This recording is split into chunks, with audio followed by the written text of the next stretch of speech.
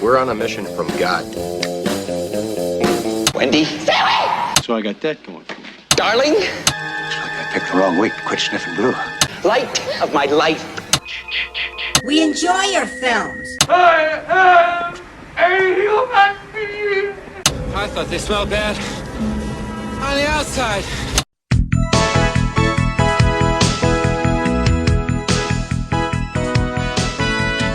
Welcome to Vintage Video, where we're rewatching the 80s so you don't have to. We'll be reviewing every major film release of the 1980s in real time, overanalyzing what you've seen and spoiling what you haven't. I'm Patrick O'Reilly. I'm Jesse Bayless. And I'm Richard Wells. And today marks the 40th anniversary of the release of Motel Hell on October 24th, 1980. It was written by Robert and Stephen Charles Jaffe, with uncredited writing from Tim Tuchrello and Frank Cotolo, directed by Kevin Connor, and released by United Artists. The original screenplay by the Jaffe brothers was much darker, with more violence, bestiality, and no comedic elements, with Tobe Hooper attached to direct. When Universal passed because it was too disturbing, Hooper walked away, and Kevin Connor was attached on the condition that the screenplay be converted into a black comedy and all the unnecessary crudeness be removed. Apparently the first draft opened with Ida in bed with a dildo. Well, I'm glad they at least left the necessary crudeness. Right. The exteriors of the motel are Sable Ranch in Santa Clarita. Harry Dean Stanton was approached for the Farmer Vincent role but declined. I could totally see him in that role. I think he'd have been great. The tagline for the film was, "You might just die laughing," which is the second film from 1980 to basically feature the title of another 1980 film in its tagline. After "Don't answer the phone, he'll know you're alone." We open the film at night outside Motel Hello, whose neon light is in the process of burning out. The O is flickering, so the sign reads Motel Hell half the time.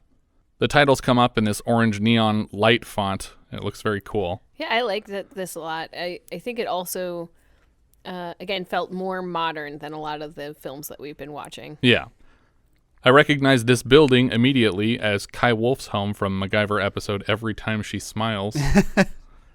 Do you remember that one? I remember Every Time She Smiles, but I don't remember actually seeing his home. They drive to it over the weekend. And, okay. And this is the building where she says, "What do they call those things that sometimes have diesel that are out in the fields?" And he says, "You mean a tractor?" Farmer Vincent sits in a rocking chair on the porch with a pipe. He stands from his chair and he moves inside to put on a jacket and load a shotgun. In another room of the office, we see Vincent's sister, Ida, sleeping in front of a televangelist's broadcast. Vincent switches the no half of their no vacancy sign on and hops in his pickup truck in the orange glow of the lights. He drives past a billboard for Farmer Vincent's Smoked Meats. This is it, with a drawing of himself. Wandering the woods with his gun, he hears an approaching motorcycle with two passengers. The driver loses control around a turn and hits a tree very slowly. I thought that this would be very easily survivable. Right, but he shot him, right? Right, but you don't know that in this scene. Okay. That's a spoiler, we call that. Vincent backs his truck up to the accident and loads the driver into the bed when he notices the passenger, a young woman, is still breathing. He pulls off her riding goggles and takes note of her beauty. He carries her into the hotel in the morning light while Ida sings loudly to You're eating out my heart and soul, babe. an original song by Craig Nance written for this film. Vincent tells Ida to open Granny's room, and Ida is clearly pissed off about it already. He lays the girl, Terry, across Granny's bed and tells Ida they need to keep this girl safe. Ida takes a listen to her breathing and insists Terry will live. All right, well, I'll fix your little flower for you, but first you gotta go out and pick me some golden seal comfrey, valerian, and plantain. I don't know what that means. Sounds like Harry Potter ingredients. Vincent seems to know what she means, and he leaves in the truck. Back in the motel, we see a couple with twin girls checking out. They have noisemaker toy guns and Mylar balloons and chase each other out of the office. The parents stay behind to buy a sampler box of Farmer Vincent's meats for a mere $2.95. I mean, I get that you might have cheap raw materials, but it still seems very, very inexpensive for, it's big part of the bucket appeal. of jerky. Must be super low overhead. The girls sneak into the smokehouse, where the room is littered with pig halves and heads and ribs. They sneak up on a door when 3 pig corpses on hooks swing into the room, terrifying the children. As they run out the door, Ida pops up to shout at them wearing a pig's head over her own head. I'm a little disturbed by the sanitation quality of this, I don't know what it is, butchering area. Kill because shed. it's not a refrigerated area, and not all these pieces of meat are smoked yet, and it's just all hanging out there in the open for days on end. Yeah, ants could get in here real easy if they just push that door open. This is how you get ants. I mean, there is a process of aging meat where you literally are just letting it rot. But it's usually in an airtight chamber. Exactly. Yeah, this is not that, and I'm like, I get that he's probably not manufacturing things the way he ought to, but I feel like you can't produce a good product if you're not taking care of these things. Oh, sure you can. Well, it seems that he obviously, which we'll get to, is that he gets regular inspections of his facilities. Right. I don't understand why this is acceptable by the inspector. Well, he doesn't even go in this building. No, that's the other problem. No, he does. This is the main building. Like, that's by his house. But the inspector doesn't go in here. Well, inspector. But I'm assuming that he gets inspected regularly because he knows this guy. So I'm assuming that he gets inspected rather regularly. Yeah. One would hope. Outside, they scramble into the car screaming while Vincent slaps a bumper sticker on their parents' car. On the front of the car? Yeah, for everyone to see as you drive up to them. I guess you could only notice it if you're parked. Yeah. But it's the same as like any bumper sticker with too small a font. I don't know anybody who thanks somebody for putting a bumper sticker on their car. I don't even know if they knew he was doing it. Like, they were distracted by the girls when he slapped it on there. It's a very weird placement and choice to do. I understand why Rudy put it on the back of the car as he was selling them in used cars earlier this year. Yeah. But then the bumpers would fall off, so waste of a sticker. Well, no, then the first person saw it, and then the person who comes and picks up the bumper also gets to see it. That's true. Vincent offers to help and leans into the window to scream at them again, and for some reason this works. As the family pulls away, Vincent sanitizes his hands with a spray. At least that's what I think he's doing. He like sprays a rag and then washes his hands with it. It happens frequently in the film. Yeah, I think that's what they're doing. Yeah, I guess they're sanitizing. It's some kind of like spray-on sanitizing. Yeah. Or disinfection. I don't know. But did he do something in this scene that would warrant it? I think shaking he does it. Hands with them. Yeah, he did it after shaking hands. That makes sense. Later, Vincent tows the motorcyclist's body to a secret garden hidden behind a fence overrun with ivy. He closes the gate suspiciously behind himself. A police cruiser skids into the motel parking lot, and we pan up from Officer Bruce's feet to his mirrored sunglasses. He rings the bell inside and is quickly tackled by Ida, armed with a butcher knife. She shoves Bruce face down on the bed and holds him there until Vincent makes her let him go. Terry enters, conscious at last. She asks to see Beau, and Vincent explains Beau is dead as of this morning, and he's buried already even. Yeah, this was like... a flame's end moment. Yeah, I mean, I get that if they were so far out in the country where there is no morgue or facilities, you can't just leave a rotting body out in the open. He's a meatpacking place. He should have a fridge big enough to hold the body. But he doesn't because he only smokes. It's smoked to table. Smoke to table.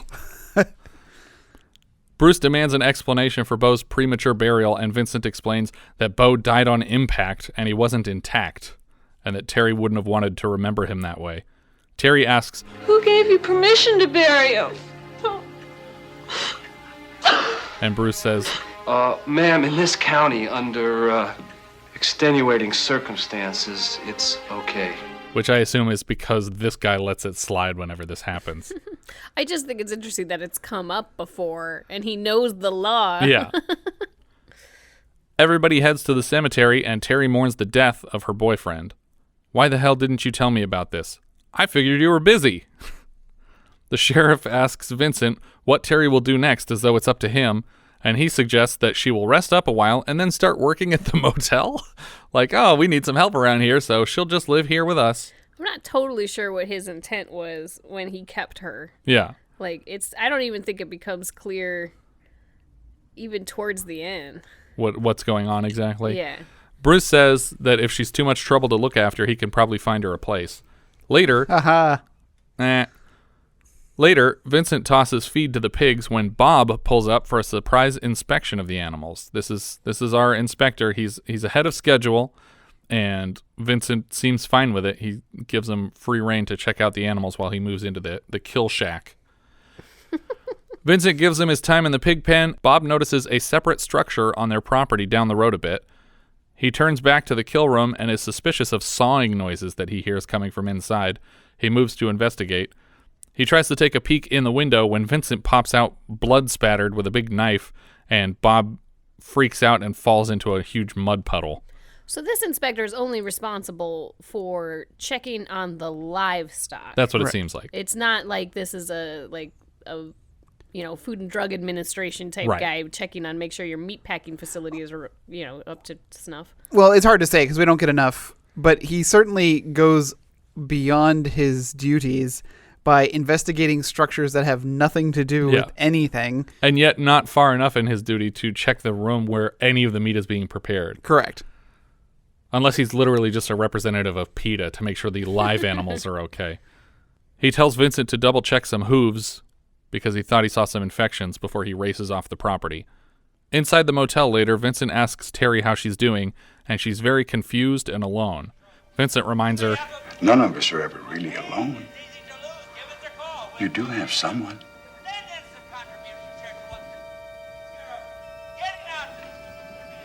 What do you mean? Well, you have yourself. Think about it. You've been blessed, child. Oh, the ways of the Lord are mysterious. The very fact that you're sitting here with us proves that it was preordained. Yeah. I guess you're right. She completely warms to this idea and thanks them for their kindness before they rush her off to bed. Bob comes back after hours to double-check that superfluous structure, and he climbs over the ivy gate to get into the secret garden. He finds a rather plain-looking vegetable patch with a collection of small burlap bags draped over something. The bags make a hideous, scratchy, gurgling sound, and he moves to reveal one of the gurgling plants and is surprised to find a human head.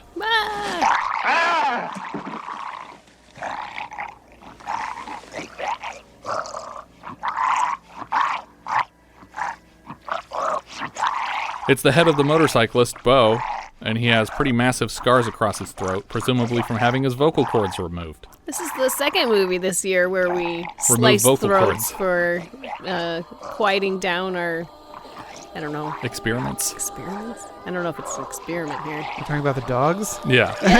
From Alligator.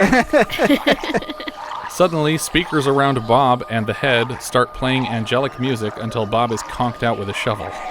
Vincent asks, Another spot check, Bob?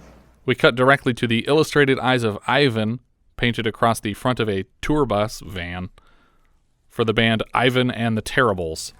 The band is practicing in the back with John Ratzenberger on the drums. We cut from here to Vincent setting up bear traps in the road, like very imprecise spike strips. I guess you just have to get the relative width of a car. Yeah, but he does make like minor adjustments at the last second. He's like, no. I mean, I think it's really fun for him to experiment with different ways of causing these cars to crash. Yeah, so. he expresses a joy in that experimenting too. The bandmates pass a joint around the back of the van, and one suggests, Oh man, this red's too heavy. We better find a place to crash. Before they hit the traps and launch off the side of the road. Vincent approaches the wreck with a tank of gas and a tube and starts pumping gas into the overturned van to knock everybody out. Yeah. So first of all, everyone is alive. They all survive the crash. Yeah, even though none of them were wearing seatbelts, and this van clearly tumbled at least once. Yeah. But then when he starts walking up with this tank, I was like, oh my God, is he going to Anton Chigurh them? That's what she thought. Yes, that's exactly. She was like, oh what God, I is that one of those things? Is she going to put a rail through their brain? Yes. But no, he's just gassing them. I also think it's I don't know if this is part of the comedy of this, is that he obviously runs a motel where people stay. Yeah. But he kills them or knocks them off the road before they have a chance to get there. That's true. Nobody ever gets the whole way to the hotel. Like everyone wants to go there, but like these guys were just talking about like how they needed a place to crash. Yeah. And so they would have gone to this hotel anyway. Yeah, he takes a lot of pride in the work that he does for the meat, but he does not care about the management of the hotel. I mean, maybe it's just more lucrative to sell your $2 meats I guess if the source is free. He picks up Ida on the way to the garden, and he tells her how much he appreciates this whole process of capturing people. Well, how come they're so important to you? Well, because they give me a chance to be creative. Oh, sort of artistic. Yeah. And that way, the work we're doing here will always be as special as it is important. Oh, I almost forgot. I have a surprise for you. Goody, I love surprises. They drag all the band members into the garden. Ida turns on some glowing lights and the angelic music and moves to unbag the heads. Vincent pulls up in an auger to dig new holes for the latest seedlings. I want to know if you had to look up the name of that machine. No, I know what an auger is. I'm a farmer. No, I had to look it up. Okay. I Googled it. Vincent shows her the surprise of Bob's head added to their crops. She's very excited to see this. They plant the band and bury them up to their necks, and then Ida comments on their new funny-looking critters, but Vincent reminds her, Well, you know as well as I do, it takes all kinds of critters to make Farmer Vincent fritters. which was another tagline for the film when it went out in certain markets. So if Bob was a surprise, Vincent must be able, because I thought Ida was responsible for all the throat surgeries, but I guess Vincent must be able to do them too, because otherwise Bob wouldn't be not taken care of yet. I guess so. In a pinch, he can do them. They use sanitizer on their hands again before injecting the band's necks with I'm guessing a local anesthetic before they cut out the vocal cords. I don't know what they're doing, but Some sort of sedative to knock them out. Yeah. We cut to a picnic between the siblings, Ida, Vince, and Bruce, and their Stockholm Syndrome employee, Terry. They're enjoying some of Farmer Vincent's meat, and Terry agrees that it cannot be topped. She asks why she's never heard of it before, and Vincent launches into a straight commercial for the product. Well, Farmer Vincent's meats are only distributed within a 100-mile radius. That way I can keep the quality high and the cost reasonable. Terry asks how they got started, and Vincent tells them how their family used to smoke everything. Chickens, rabbits, squirrels. If it didn't move fast enough, Granny smoked it. Well, we had this old dog, see, and he just seamlessly goes into the story about their granny just flat out didn't like a dog, so Vincent murdered it, and then they ate it. one day she asked me to shush it for her. I shushed it all right. Yeah, he sure did. He smoked that old dog just like a hog. Terry is disgusted by this anecdote, but not disgusted enough, which is to say enough to just leave this night and never see any of these people again. I mean, they're in the country. Right. And a lot of people in the country, meat is meat, as they say. Right, but it'd be one thing if the dog died of old age, but that this entire family was complicit in killing a healthy dog because it barked. Well, you don't want to eat an old animal. Yeah. I prefer them. Yeah, they're tough. I like it tough. Terry is obviously disturbed that anyone would knowingly consume a dog, but they recite, Meat's meat and man's gotta eat. Ida asks if Terry wants to know why the meat tastes so good, but before she can finish her answer, Vincent throws a right hook into her gut, knocking the wind out of her. Red flag number 6 or 7 for Terry here, that these people are not to be lived among. Vincent insists Ida was about to spoil his recipe of herbs and spices. Bruce takes Terry on a rowboat in a lake? Pond? I don't know. It's very small. It's a marsh. They call it a marsh later, or at least the cop does. It looks like it's man-made. Yeah, that was my guess. Yeah. I don't know if it's like a man-made like a quarry kind of like. A lot of times when they're stripping for like materials, they'll dig like these big test trenches. Yeah. And if they don't find anything worth they usually fill them up with water. So that people don't fall in and die. Them. Yeah. Mm-hmm. That's what it kind of reminded me of. Yeah. But it's very round. It's a perfectly circular lake/pond. Bruce invites her to see a movie at the drive-in tonight, The Monster That Challenged the World, a 1957 film about giant mollusks attacking California. Is that a real film? Yes. Yeah. Oh my God, I didn't know that. That night, Ida and Vincent head out to the garden to feed the heads via funnels and tubes. Vincent, you think in the years to come, people will appreciate us for what we're doing here? You do understand. Well, of course I do, you dummy. Do you think I'm doing all this just for the fun? Somebody's got to take a little responsibility for the planet. Ida, you sweetheart. Which I think means that they're like they're doing this as environmentalists. Yeah. They're like, Yeah. we're gonna. There's too many humans and there's not enough meat. So Yeah. I want to talk a little bit about their farming strategy, though, because, like, I guess the idea is to collect people when they're available, when they're driving by, and you manage to get more, and you can put them in the ground, and then you're just you're not trying to, like, fatten them up like a hog. You're just trying to keep them around long enough to, like, you know, have some on hand when you need them. Well, I was going to say, I thought that they were maybe leaning them out. yeah, I think they want to control the diet of the animal before they kill it, because they don't know what these people have eaten on their way in. But if they can promise, like, grain fed, I guess. Like, I'm just trying to imagine, like, I don't know that I'd be super keen. If I were stuck in a hole with my vocal cords caught, I don't know that I'd be super keen on trying to eat and stay alive. I mean, I would be keen on trying to stay alive at the very least. And if I were starving, if I were only getting, you know, a half a pound of sand every night, I would definitely chow it down. Okay. This weird grain they're getting. But part of it, too, I think, is that they say that when you kill an animal, it has to be like a surprise, because if it tenses up when you kill it, that it affects the taste of the animal. So they want them to be extremely comfortable, which, if you ask me, this is not the most comfortable setting that you could be in.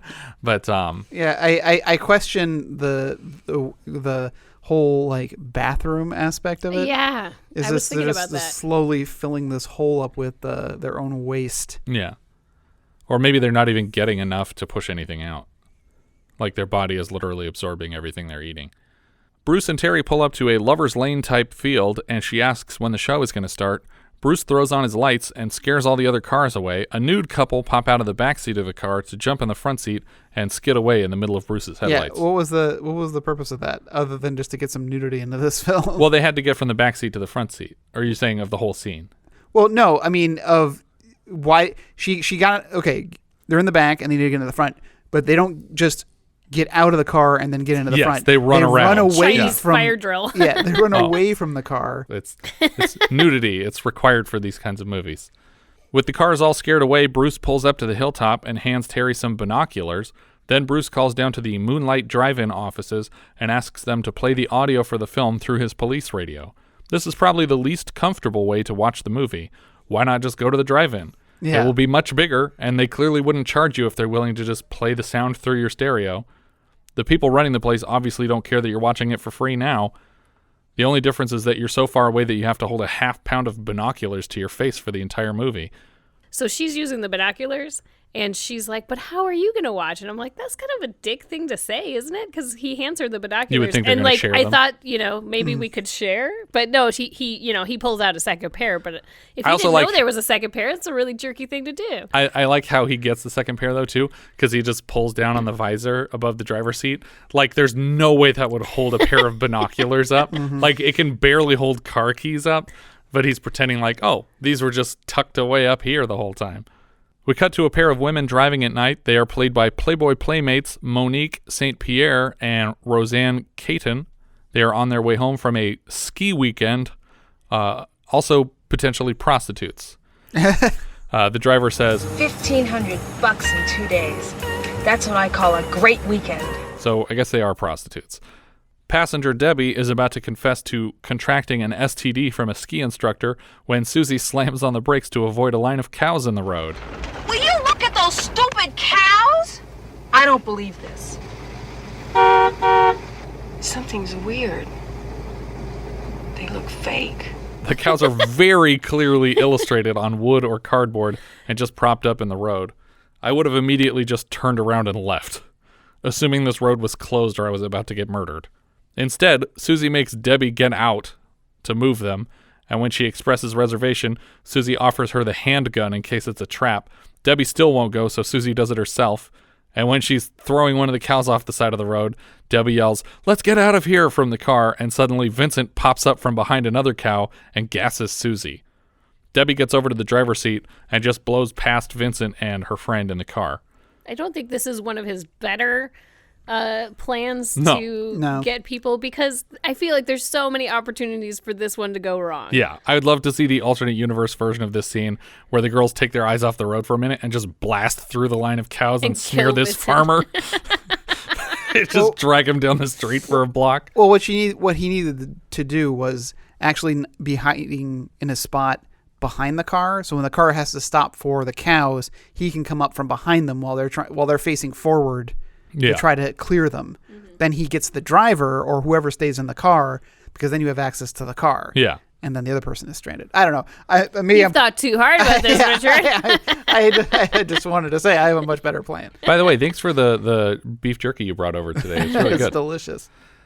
Back in the binocular car, Bruce puts his arm over Terry and starts fiddling with her shirt when she asks him to stop. He keeps leaning towards her and she slaps him. Then suddenly he just full-on jumps on her to rape her in the car here. And she's pounding on him to get off, and we hear, Somebody help me! Somebody help me, please! Bruce thinks, like us, that these words came from Terry, but he quickly realizes that they came through the radio? And the girl from the drive-in confirms that it wasn't her. We see Debbie frantically driving down a road, being rammed by Vincent's pickup, all while reporting the attack on her CB radio that she had in the car. Well, I thought her car kind of looked like a cop car. It did in the second section, yeah. Yeah, so I thought maybe it's one of those cars that you get at police auction, so it still had a radio in it. Maybe. It does have like a very complicated roof rack looking thing. Yeah, old Mel Prospect police car. Yeah. They're practically giving them away. Cop shocks, cop brakes. She tells Bruce that someone's trying to kill her, screaming, panicked. She's 10 miles outside of Greenville. The truck keeps bashing her car until she just passes out at the wheel, and then he pushes the car into a lake with his truck. Well, she doesn't just say that she's 10 miles outside Greenville. He's like, where are you? She goes, I don't know. I'm on Highway 55, 10 miles south of Greenville. I was like, you know exactly where you are. Why did you just say you didn't I have know? no idea. Roughly 10 miles outside of Greenville. North, 118 degrees. Write down these numbers. Just gonna read her out the whole latitude, longitude. longitude. Bruce races to her location, but slams on his brakes in a pothole. And when he gets to the lake, Terry sees the truck pulling around the corner ahead of them, but the cruiser is stuck in this hole, and Bruce falls into the mud trying to dislodge it. We cut back to the garden, where the Playmate heads are being planted side by side. Ida and Vincent hear someone honking and realize they forgot to put on the no vacancy sign. When they get back to the motel, they find a couple of customers eager to check in. Why would they care if customers want to check in? They've already had customers in the past. I think the problem is that they're not there. They were busy. And they weren't home, and they didn't put the no vacancy sign on, so people were still trying to get in. Right. They just don't want to draw any unneeded attention. So the no vacancy sign goes on so they can go work on the heads on it unbothered by people. Right, but they clearly get back to the hotel with enough time. Yeah, but the people already seem impatient by the time they get back there. It is unprofessional. But when they get back to the motel, they find a couple of customers eager to check in. These customers are playing Wolfman Jack over their car stereo, which is weird because we'll learn that he's a televangelist in this movie, so I don't know why these people in particular would be listening to him. Vincent invites them inside to get checked in, and they seem to think they've arrived at a famous swingers hotel, even though the guy is a local and a huge fan of Farmer Vincent's meats. He says he's been eating them since childhood. When Bruce pulls up, with his sirens going, the guy swinger, whose name is actually Guy, asks, Hey, this place is cool, isn't it? Well, we can turn up the heat if you like. Oh, that's true. You said turn up the heat if you like. Bruce comes in all muddy and takes his hat off to say hello to the lady swinger, whose name is Edith. Terry tells Vincent about the woman reporting the attack on the radio, and Ida enters to blame it on pranking kids and claims she already saw the cops chasing off the pranksters. What cops? He's the cop. He's the cop. It wouldn't come through on his radio if that happened. But he was listening to a different channel. Oh, so he was just hearing mollusks attack California while this was going on. And apparently that is the same channel that this lady was tuned to. Yeah. Mm-hmm. Sorry, I was just thinking what a terrible night that woman's having. When first her friend is killed by some guy, and when she turns on the radio, there's reports of giant mollusks attacking Los Angeles. Oh my God. Can't just take it any worse. This is terrible. Bruce says he's going to have to report the prank to the FCC. He invites Terry to join him in heading home, but she moves around him to say goodnight. and says what a wonderful time that she had. Yeah. With the almost rape. Almost being raped. And the first 8 minutes of a movie.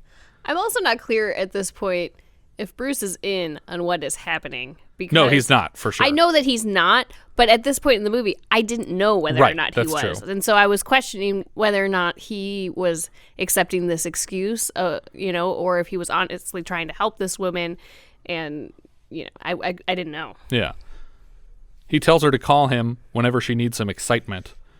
The swingers step up to make their reservation, and they hand Vincent a pamphlet of hot spots that led them here. Vincent starts to explain that there's been some confusion when Ida intervenes. The back of the pamphlet says, Vincent's Motel, Route 27, Greenville, California. These folks go all out. A swinger's paradise. So there's at least 2 motels owned by Vincent's in Greenville, California. One of them is a swingers hotel. No, I think that this is that hotel. No. No? No, because this hotel's called Motel Hell, and that place is called Vincent's Motel. Oh. They were just pretending to be the famous swingers place. Oh, I kind of assumed, I'm like, this is brilliant. You're bringing in swingers who are going to be very complicit in you doing things that make them very easy to capture. Yeah. And I'm like, that's really smart. Advertise in this magazine. Yeah. And they probably don't want to be known where they are. Yeah, they don't, and these people don't end up checking in through their names, so there's no record of them ever having Right? stayed here. Yeah, it's clever. They agree to meet in cabin 1 in 10 minutes. Lady swinger Edith tells Vincent to bring his daughter, which is fucking weird. I could understand if she thought it was a girlfriend with a big age difference, but why would a swinger want to have sex in the same orgy with his own kid? In the room, they're watching the same TV preacher they were listening to in their car. It's Wolfman Jack from the radio. Edith runs around the room, whipping the shit out of everything. Framed pictures are falling off the walls, lamps are exploding. Guy pops out of the bathroom with a bra over a tank top and a transparent plastic skirt over his underwear. Edie, where's my jelly? She whips him around the neck and pulls him to the floor when he finds a tube of his oils in his pockets, and he hands it to Edith to apply to him. Arm me up. Let's get greasy. Vince and Ida show up with rope. The swingers are excited to see they're into bondage, and they lay down to be tied up willingly. Hey, you do that pretty good. What is this, dog style? No, ma'am. Hog. Vincent hog ties her on the bed, and Ida pulls out the gas from earlier. Guy guesses that it's nitrous oxide, but by the time they get to Edith with it, she seems to know something's up. That doesn't smell like laughing gas. It reminds me of the Red Letter Media Phantom Menace review. Isn't that a contradiction? If you smell a gas, I guess it's a little too late. Maybe just got a little sniff of it. The next day, Terry is up early to help on the farm however she can. Vincent asks, how would you like it if someday I taught you the ancient art of meat smoking? I'd be honored. He leaves to plant alfalfa on his tractor, and Terry kisses him goodbye before he drives off. Terry moves into the kill shed to familiarize herself with the room. She finds a pair of Mylar balloons. She tries to peek through a window into a smaller room when Ida jumps out with a rubber glove to Terry's throat. She warns Terry that Vincent would be furious to find her here, but Terry explains, no, Vincent said he wanted to teach me. And Ida says, oh, well, that's a horse of a different color. And then inexplicably walks her over to a garbage bin filled with human shreds. And, it's just filled to the top with blood and feet. There's some tongues and stuff. Yeah, there's all kinds of stuff in there. But it's like, you didn't have to walk her right next to this thing if this is the most incriminating thing in the room. She tries to distract Terry and kicks the bin so that the human foot will sink out of sight into the sludge. She points to the skylight and says, What a day for tubing. Tubing? They jump off the dock into a small lake with inner tubes, the same lake from before, but they both admit that they cannot swim. Ida pops her tube on purpose and pretends to drown, but when Terry gets close, she holds her head under the water to try and kill her until Vincent intervenes to save her. We cut to Terry resting in bed with Vincent and Ida above her. Ida begs her forgiveness that she just had a panic attack when she thought she was drowning, and she is immediately forgiven.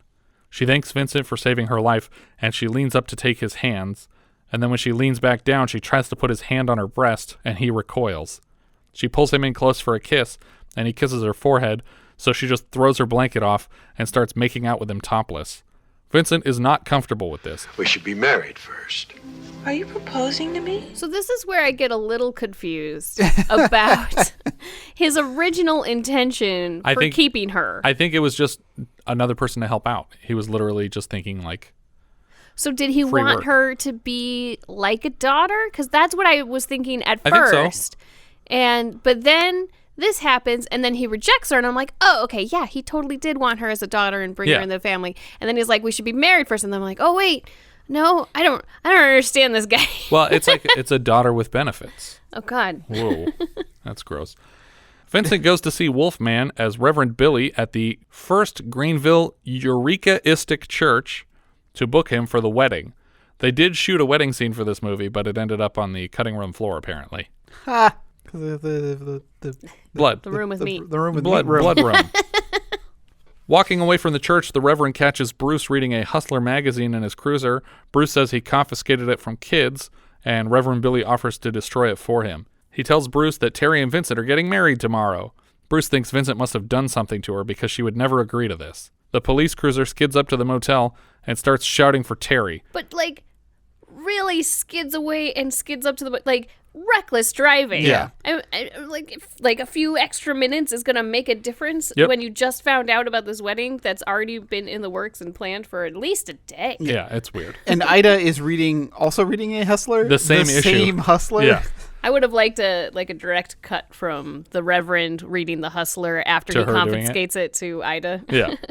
Bruce finds Terry in the bathtub, and he just busts right into the bathroom to find her in the bathtub. He literally knocks this massive wooden door off the hinges. Breaks the door down to get into her. Like, she's specifically, like, she's alone in the bathroom taking a bath. She's not, like, in imminent danger right now.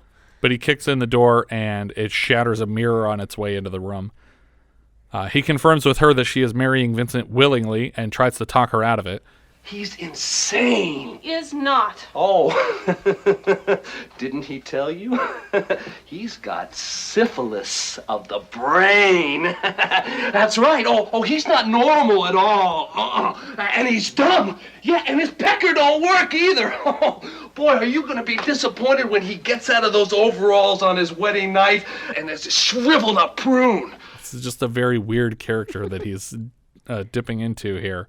It also seems out of place because up until this point, he's been very supportive of his brother. Yeah. Vincent shows up in the middle of this rant with a gun trained on Bruce's back. Bruce talks back to him until Vincent fires a few shotgun shells into the walls of his own motel as a warning. Don't forget, I'm the law around here. Oh, no, Vince. Oh, no. And Bruce's cruiser skids away again. That night, Vincent presents Terry with an engagement ring, and Ida brings them all champagne and party blowers. Keep in mind, Terry is still naked from her bath and has been wrapped in a towel this entire time. After their first drinks, Ida pours Terry another and drips something green into it. Terry doesn't even notice that her drink is a totally different color than her first glass, let alone everyone else's drinks. She passes out almost immediately, and Ida and Vincent get to work. On the side of the road, Bruce investigates the scene of the motorcycle crash. There's a big gash in a tree where the bike hit. Then he finds the bike, and a popped tire that caused the crash is peppered with shotgun pellets, and we realize that Vincent shot out the tire to cause the accident. Ida and Vincent set up bizarre spiraling lights in front of the row of garden heads. The pulsating light hypnotizes them into silence. I had a feeling you boys could get behind this.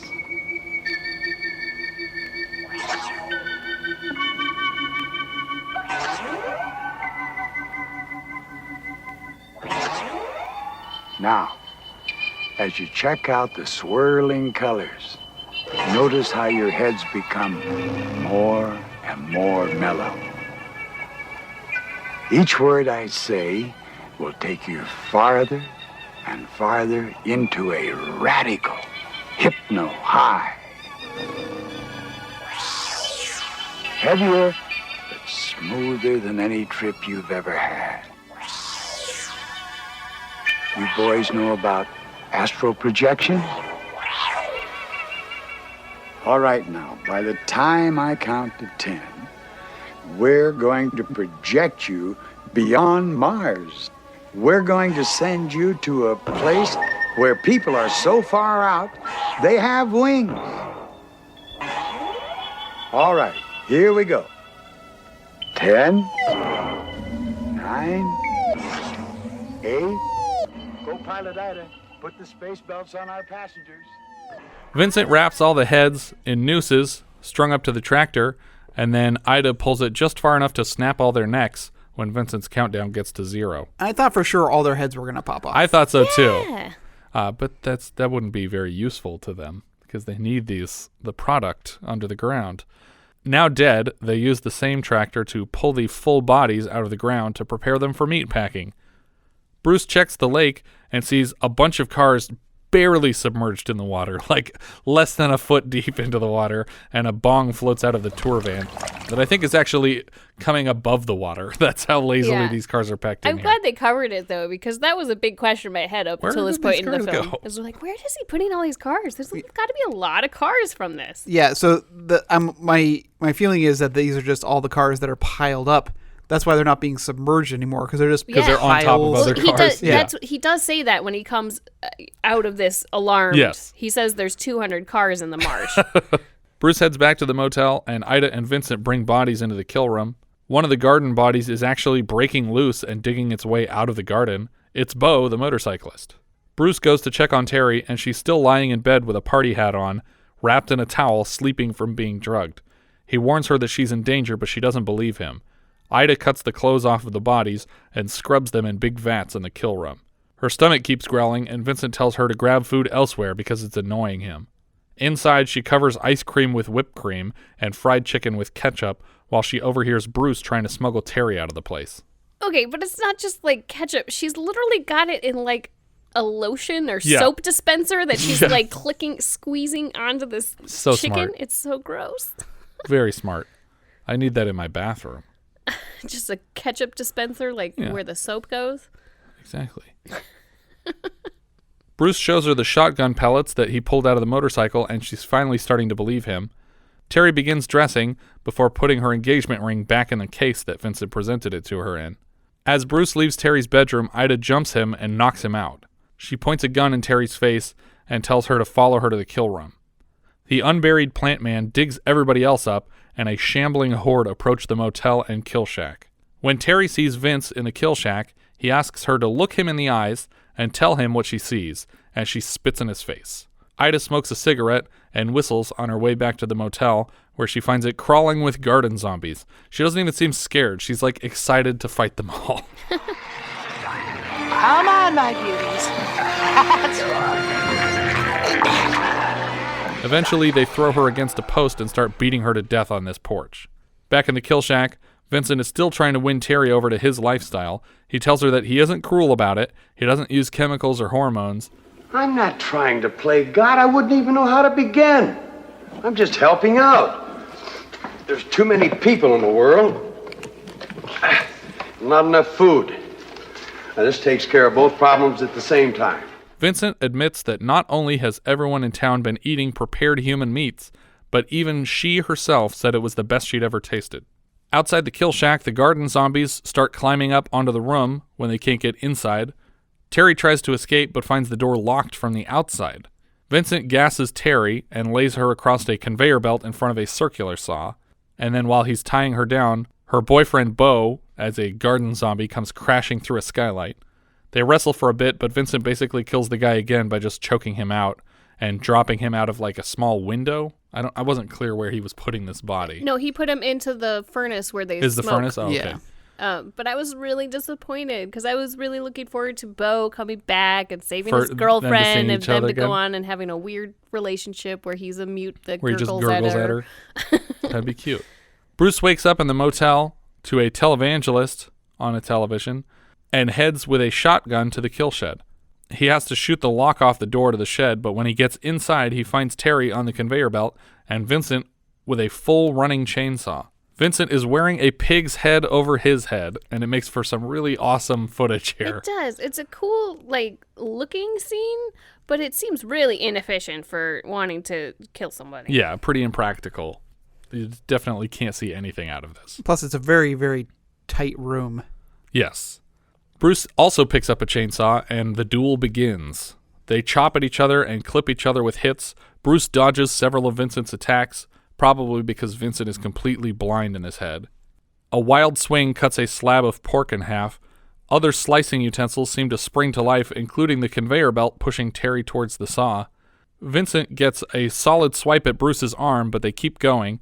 Maybe she doesn't realize it, but Terry is barely attached to the board that she's on, and she could very easily untie herself, but she keeps just asking for Bruce's help.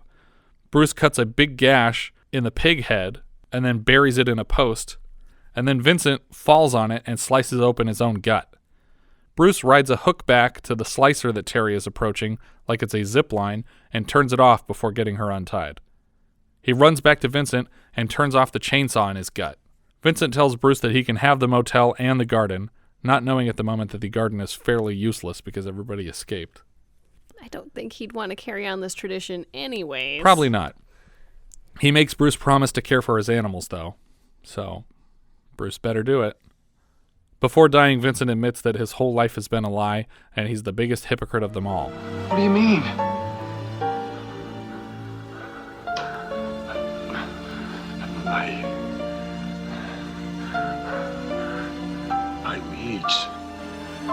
I used preservatives. He dies, and Bruce and Terry stare at each other for a moment until they hear a scream from the secret garden, where they go and find only one burlap sack. When Bruce pulls it off, Ida's legs are sticking straight up out of the ground and shaking wildly. Bruce tells Terry that he always hated this place ever since he ran away as a child, before he could learn their family business. Terry suggests burning it down. It's an evil motel. Just then, the motel sign explodes in a fireball, and the O's stays out this time. And that's the end of our film. This was directed by Kevin Connor. He directed The Land That Time Forgot and The People That Time Forgot. He has mostly TV movies after this one, including one that we are 2/3 of the way through right now, Goliath Awaits. What? Starring Eddie Albert, John Carradine, Robert Forster, Frank Gorshin, Mark Harmon, Christopher Lee, Gene Marsh, and John Ratzenberger from this film, probably not a coincidence. One of our writers was Robert Jaffe. Before this, he wrote Demon Seed, and later he wrote Night Flyers, which is a sci-fi story based on a George R.R. Martin novel that was recently redone as a Netflix series, which Robert Jaffe produced. I just watched the trailer. It looks pretty cool, but I've never actually seen this show. He also played a motorcycle officer in Honey, I Blew Up the Kid. His brother Stephen Charles Jaffe has mostly producing credits, including Time After Time, Those Lips, Those Eyes, Near Dark, The Fly 2, Ghost, and Star Trek 4. One of the writers in charge of cleaning up the script was Tim Tuchrello. He has mostly sound editing credits on stuff like Kazam, LA Confidential, 8mm, Grandma's Boy, the Pitch Perfect trilogy, Venom, and Hulu's Palm Springs movie, which we just watched. It was pretty funny. Our DP here was Thomas Del Ruth. This was his first feature as DP. He would go on to lens Death Wish 2, The Breakfast Club, Stand By Me, Look Who's Talking 1 and 2, The X-Files pilot, and about 2/3 of The West Wing. Producer Herb Jaffe was the father of screenwriters Robert and Stephen Charles Jaffe. He also produced Demon Seed from his son's script, and he produced Time After Time, Those Lips, Those Eyes, Fright Night, Made to Order, Night Flyers, Remote Control, and Fright Night Part 2.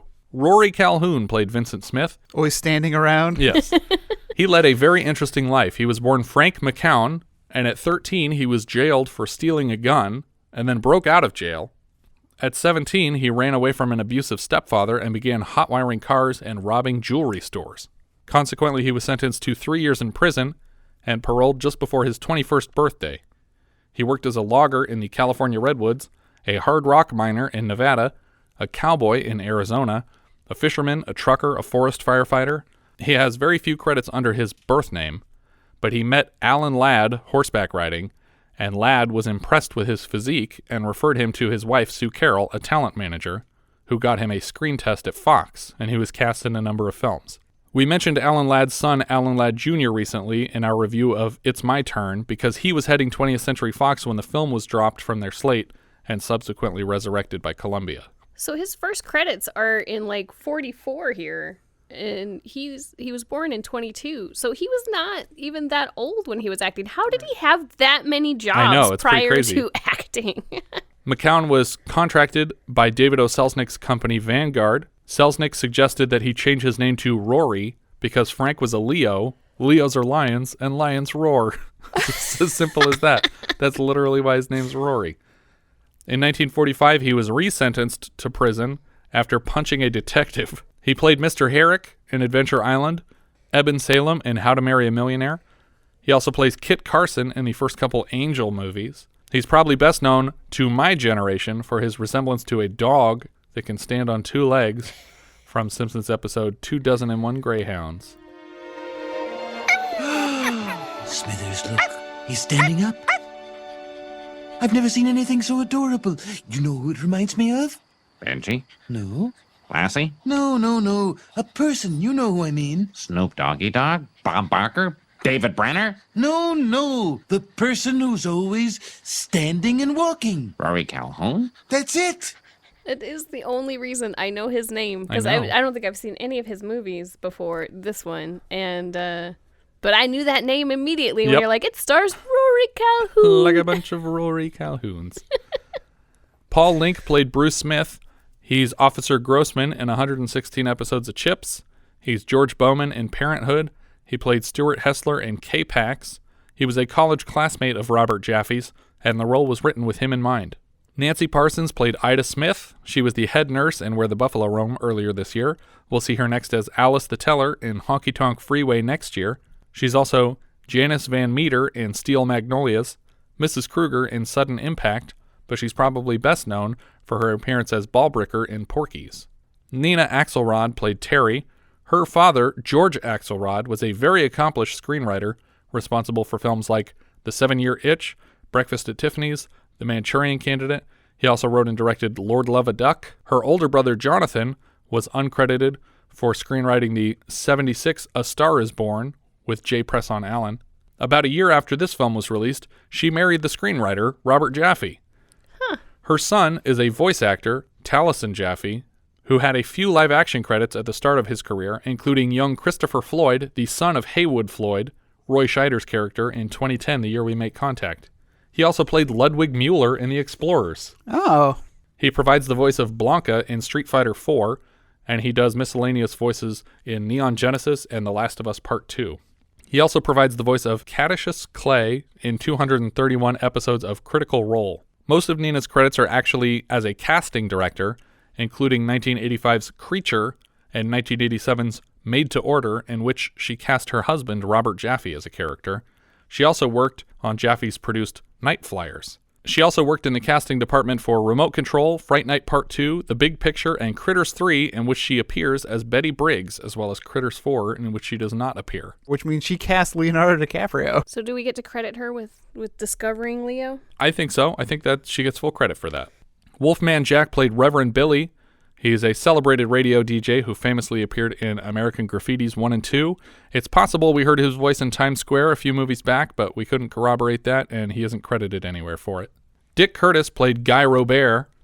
That's a great name. That's the swinger dude. Yeah. He also played the TV preacher in the first scene. I'm guessing they decided later in the production that they wanted another TV preacher clip, but they didn't have any more time with Wolfman, so they just asked Dick Curtis, who played the swinger, to play the televangelist for just one more scene, unless it's literally the same guy and he's just a hypocrite. But why introduce two hypocrite preacher characters?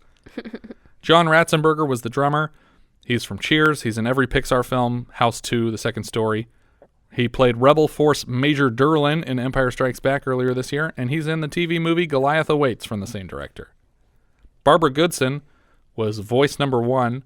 Not sure who that is, but she does lots of voice acting, including Zero on Dragon Ball Z, Takashi in Akira. She's Kiki's mom in Kiki's Delivery Service, Zirconia on Sailor Moon, Naota Nandaba in Fooly Cooly, Mother Talzin on The Clone Wars, and she's also the voice of Rita Repulsa on the American dub of the Mighty Morphin Power Rangers. Well, I'm assuming that these are all the American dubs that she's a voice on. Yeah. Yeah. But I don't know who she was in this movie. I'm amazed that I had never seen this movie before. Yeah. Because how have I gotten this far in my life? Not only have I not seen this movie, People don't talk about it. people don't talk about it, and I was blown away by the concept. I was like, I was a little disappointed that I had never even thought about this concept before, of the idea of like planting people and harvesting them for meat. Yeah, I mean, people have done it without the planting aspect. And also, I guess it's kind of implied in Texas Chainsaw Massacre in the first film that they're selling meat of the people, and then it's very blatantly stated in the second Texas Chainsaw Massacre that's yeah, what they're doing. it's less about the concept of selling human meat and more the concept of actually planting them that was really special about this movie and stood out to me as like, I've never seen this before. That's awesome. Yeah, and I think if this had been Harry Dean Stanton, that it would be a better known movie. Probably, yeah. But I think Rory did an amazing job. Yeah, no, he was great, and I also think that Parsons, like, this is the biggest role I've seen from her, because most of her characters are just a variation of Ballbricker, which is just an angry fat lady. Like, it's just like she's usually very two-dimensional, and this is the most like well-rounded character I've seen her get to play, like really like dig her teeth into, eating the meat of the people. Yeah, I enjoyed it. I think that the cinematography works well for it. That I think it sells it really well as a dark comedy. I would have liked them to even push it further, because it's dark comedy because it's not a serious horror film. But I don't think that there were enough jokes in it. I would have pushed the comedy aspect more. I didn't think that there were any jokes in it. Oh, well, then you just weren't paying attention. Well, I think that it was silly more than funny. Yeah, the whole swinger scene is played for laughs. This movie did absolutely nothing for me. Yeah, well, you don't like horror stuff. You're not into cannibalism. I would like to see the original draft. I think that it's possible, considering that people say that it involved bestiality, that a person with a pig's head might not have been wearing a mask in this other draft of the film. Like a person successfully hybrided with a pig. Oh. But either way, the chainsaw fight was decided on late in the production. Like originally it was just going to be a fight out in the thing, but they were like, wouldn't it be crazy if they both had chainsaws for this whole fight? And like re-choreograph the whole scene that way. I feel like it kind of shows that might have been a last-minute addition, because I don't think the fight choreography was great in the chainsaw scene. I love the concept of a chainsaw scene, but it needed a lot more action to it. Yes. Then you need to see Mandy. Yes, I do. I do still need to see Mandy. Yep. I haven't seen that one either. But it's supposed to be good. Yeah. But I liked this one. I thought it was pretty good. So it's a thumbs up from you. It's a thumbs up. I think it's a thumbs up from me also. It's down. Yeah. It's a movie without a protagonist. The protagonist is the girl, Terry. But she has no agency, or she doesn't act on anything. She doesn't do anything. She just agrees with what everyone tells her to do. Yeah. The best kind of protagonist. People like Spider-Man 2, and he just does that in that whole movie. He does what? Whatever people tell him to do. Like save. What should you do? Like, be Spider-Man. It's like save Mary Jane and all those things. Yeah, people tell him what to do, and then he does the thing. You know, if I were him, I would stop being Spider-Man, and then we just cut immediately to him throwing the suit away. It's like, okay, dentist. But then he decides to be Spider-Man. Does he do that on his own, or does someone else tell him that he should start being Spider-Man again, and then he goes and gets the suit back? I don't know if someone tells him he should be Spider-Man. Rewatch it, because he doesn't go back to being Spider-Man until people are like, man, I wish someone would be Spider-Man again. Where's this going Letterboxd, Richard? I'm very curious to see where you have this. It's super low. Really? I have this at 121. Whoa! Just That's below, not bad. just below Terror Train, and just above He Knows You're Alone. Okay. Wow. Jess. I have it at number 26. 26. Holy crap.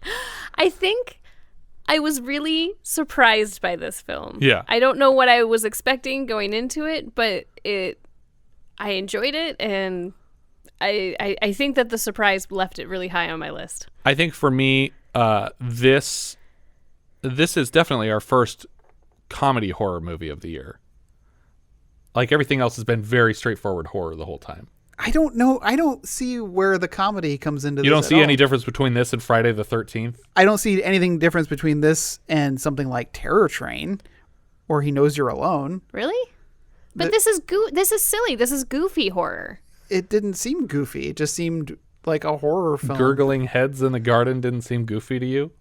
Little spinning flashing lights to hypnotize the people. No? No. Illustrated cows in the road didn't seem goofy to you? The whole sex scene, the whole swinger scene. That's totally normal for Richard. No, it don't. It seems normal in this universe of horror films. I think it definitely feels more cartoony than Terror Train. We just had on Terror Train with people in costumes making out with costumes and stuff like that. That's no different than to me. I don't see the difference. I don't think so. I mean, for me, this was in the vein of like, I mean, we had Without Warning with the cheesy alien squidfish flying across. That wasn't that wasn't silly. No, that was the coolest part of that movie. The tone of the movie is silly and goofy. The tone of those movies were serious the whole way through. Like I think this is more akin to like a John Waters movie. Yeah, I agree. Where you're going over the top with the acting and the colors and the set decorations and the characters and like everything about it is just more amusing than a regular horror film. How did they decide on Motel Hello for the name of this place? I don't know. That's not a good name for a hotel. Anyway, I have it in 75th place, which is right above One Trick Pony and just below Fade to Black, which I was going back and forth on. Sorry, I have to hear what Jesse's surrounding ones are. Oh. What's her above and below? It is below Raise the Titanic and above Mad Max. And these are, like I said, these are the order in which I'd watch them again. And I would watch this one again in a heartbeat. Yeah. And I'm not saying that it's the most spectacular film in the world. Like there's movies that I think are much better made and much better written that are below it, like, Brubaker. But it's how often I'd watch it. And I'm like, I'm not going to watch Brubaker every weekend, but you throw this one on and I'd watch it. Well, I think that's everything for this one. If you guys have any thoughts you'd like to share with us, we are Vintage Video Pod on Twitter, Facebook, Instagram, and Letterboxd, where, as I said before, you can find each of our full movie rankings for the year. We can also be found at vintagevideopodcast.com. Please consider rating us on iTunes to help people find the show, and if you take the time to leave us a review, we will thank you personally in an upcoming episode. If you're feeling especially generous, you can also support the show through patreon.com/vintagevideopodcast. Thank you so much for listening, and I hope you'll join us next time when we'll be discussing Bad Timing, which IMDb describes like so. A psychiatrist living in Vienna enters a torrid relationship with a married woman. When she ends up in the hospital after an overdose, an inspector becomes set on discovering the demise of their affair. Discovering the demise of their affair. I don't know what that means. We leave you now with the trailer for Bad Timing.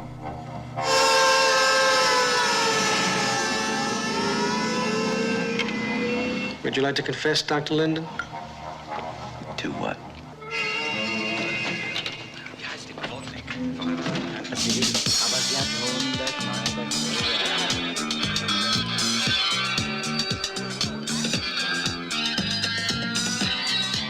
Ever been married? Nope. You don't believe me, do you? You think I'm lying? You'll never change, Milena. Never. You gotta understand me the way I am. Difficult to law. Difficult. In this area. You'd like me to go with you! Minute, you'd like me to be dead! Oh! Elena! Now I can't remember the time with any precision. But I'm not asking you for the precise time. So could it have been 12:30, perhaps? 10, 11, midnight? No. What area do you work in, Dr. Linden? Surgery? No, I'm a research psychoanalyst. I teach. We are constantly in isolation, watching, spying on everyone and everything around us. What I need is a confession. It's just that I can't stand to think of you with anyone else. Is your girlfriend a bit mad? Mad is an expression I never use. Welcome to the wake! James, you can lock me up and I'll forever be yours. Tell me! We're alone here, no witnesses. I say we go back, we get married. What about now? What do you mean now? Here, right now, this minute, this second. Look where we are. Milena, did you miss that I asked you just now to marry me? No! Confess. When I'm with you, I'm with you. I love being with you. Milena, what does that mean, with me, not with me? Confess between us. Tell me what you dare not. Tell you what? about ravishment. I could understand people who live in this sort of disorder, dangerous creatures to themselves and others. What do? They try to drag us into their confusion, their chaos. Don't ever use that word love again, and I promise I won't. Bad timing, a terrifying love story.